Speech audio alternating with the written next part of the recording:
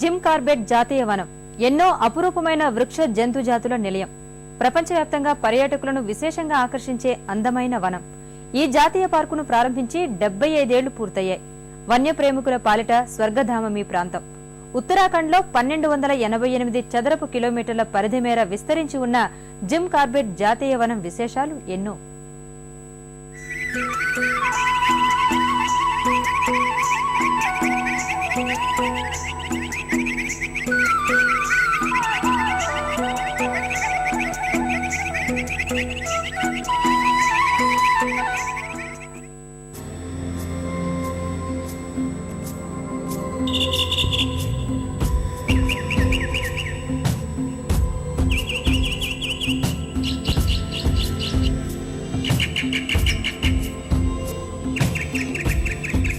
Jim Corbett national park ఎంతో చారిత్రక ప్రాధాన్యమున్న ఈ అటవీ ప్రాంతం వన్యప్రాణుల స్వర్గధామం.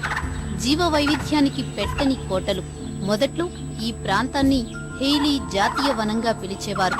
అయితే ఇదే ప్రాంతంలో జీవజాలం సంరక్షకుడిగా ఈ వనం అభివృద్ధికి కృషి చేసిన జిమ్ కార్బెట్ పేరునే ఈ పార్కుకు పెట్టారు.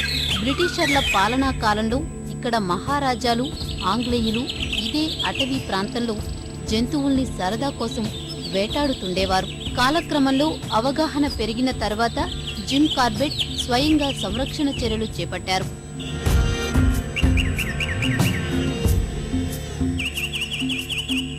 జిమ్ కార్బెట్ ను స్ఫూర్తిగా తీసుకుని మరెందరూ ఈ వనం అభివృద్ధికి తోడ్పడ్డారు.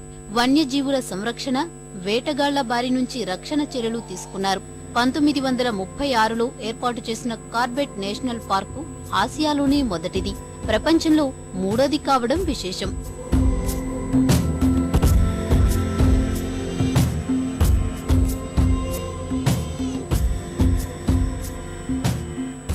పులులకు ముఖ్య సంరక్షణ కేంద్రంగా జిమ్ కార్బెట్ వనం ఖ్యాతిగాంచింది. తాజా పులుల గణనలో ఇక్కడ 214 పులులున్నట్లు తేలింది.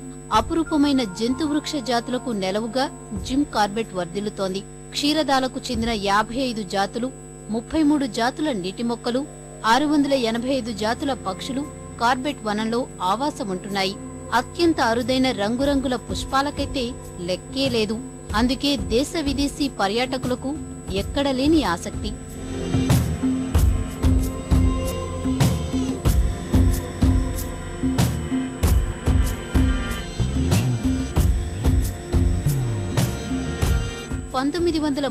లో కార్బెట్ నేషనల్ పార్కును స్థాపించే సమయంలో 323 చదరపు కిలోమీటర్ల మేరకే విస్తరించి ఉండేది. అయితే 1991 తర్వాత కళాగఢ్ అటవీ డివిజన్, రామ్నగర్, తెరాయ్ అటవీ డివిజన్లు కలిసిపోయిన తర్వాత 1288 చదరపు కిలోమీటర్ల మేరకు పరిధి విస్తరించింది.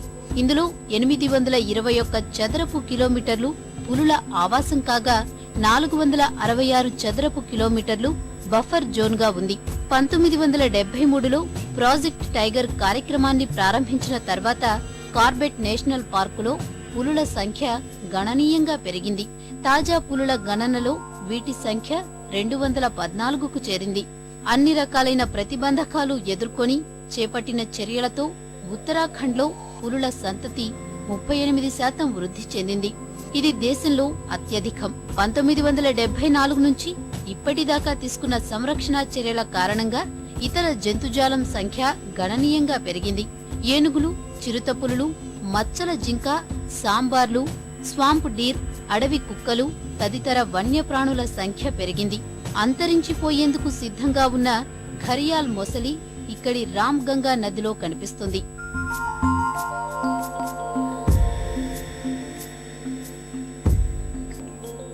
దేశ విదేశీ పర్యాటకులతో కళకళలాడే జిమ్ కార్బెట్ పరిసర ప్రాంతాల్లో రాబడి గణనీయంగా పెరుగుతోంది. రామ్నగర్ తదితర ప్రాంతాల్లో 2010-11 సంవత్సరానికి గాను 6.42 కోట్ల రూపాయల ఆదాయం సమకూరింది. 2010-11 సంవత్సరానికి జిమ్ కార్బెట్ జాతీయ వనాన్ని సందర్శించిన పర్యాటకులు మొత్తం 1,89,700. ఏటా 2,40,000 దాకా పర్యాటకులు వచ్చే వీలుంది. అయితే వీరి సంఖ్య పెరిగిపోవడం, పార్కు సమీపంలోనే రిసార్టులు, హోటళ్లు ఉండడంతో వన్యప్రాణులకు కొంత ఇబ్బందులు కలుగుతున్నాయి. రాత్రి వేళల్లోనూ లైట్లు వేసి ఉండడం, అటవీ మార్గం ద్వారా ట్రాఫిక్ పెరిగిపోవడం సమస్యలకు కారణమవుతోంది.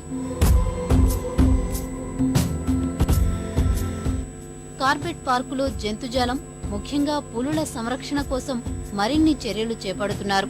వేటగాళ్ల బారి నుంచి 24 గంటలు వన్యజీవుల్ని రక్షించేందుకు మానవరహిత నిఘా ఏర్పాట్లు చేశారు.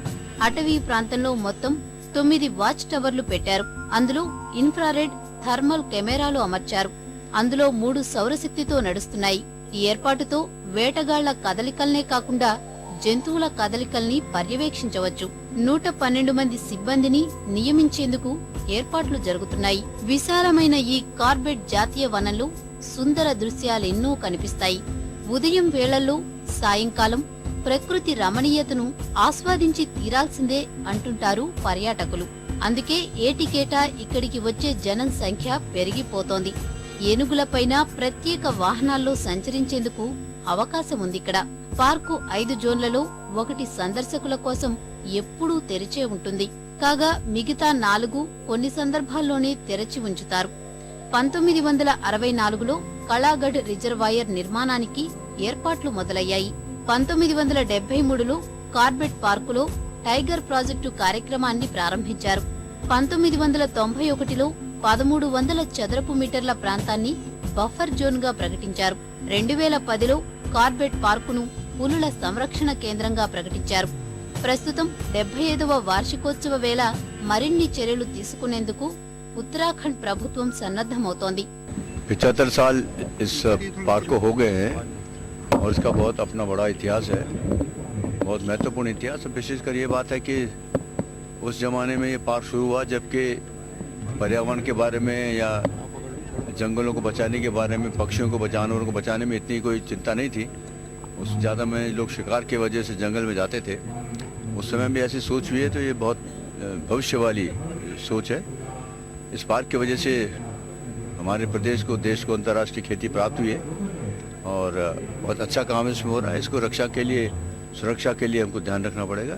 टाइगर प्रोटेक्शन फोर्स ये जहाँ पे है, टाइगर हैं अच्छे चल रहे हैं और इससे जो वर्तमान में जो मनुष्य और जानवरों का कन्फ्लिक्ट है उसके भी ध्यान में रखना चाहिए और ध्यान में दोनों को बात में रख कर के इस पार्क को और अच्छा बनाया जाए, सुंदर बनाया जाए, आकर्षक बनाया जाए। अंतर्राष्ट्रीय स्तर पर लोग यहाँ देखें, आनंद लें और यहाँ के जो लोग हैं, नजदीक के जो लोग हैं, उनको भी किसी पर असुविधा न हो। इन दोनों बात को ध्यान रखना चाहिए। దేశవ్యాప్తంగా ఉన్న పులుల సంరక్షణ కేంద్రాల్లో పర్యాటకుల తాకిడి వాటి ఏకాంతానికి, సహజావరణంలో జీవనానికి భగ్నం కలుగుతోందని జాతీయ పులుల సంరక్షణ అథారిటీ వేసిన పిటిషన్పై సుప్రీంకోర్టు పరిశీలిస్తోంది. బఫర్ జోన్లతో పాటు పులుల ఆవాసాల్లో ఇబ్బంది కలిగించే విధంగా పర్యాటకుల తాకిడి అడ్డుకునేలా ఉత్తర్వులివ్వాలంటూ ఆ సంస్థ కోరింది. సుప్రీం పరిశీలనలో ఉన్న ఆ పిటిషన్కు అనుకూలంగా నిర్ణయం వస్తే పులులకు కొంత ఏకాంత సమయం దొరికేందుకు అవకాశం ఉంటుంది. ఎంతో చారిత్రక ప్రాధాన్యమున్న కార్బెట్ నేషనల్ పార్కులో వన్యజీవుల రక్షణ చర్యల్లో ఇంకా సంస్కరణలు రావాల్సి ఉంది. నిఘా మరింత పటిష్టం చేయాలి.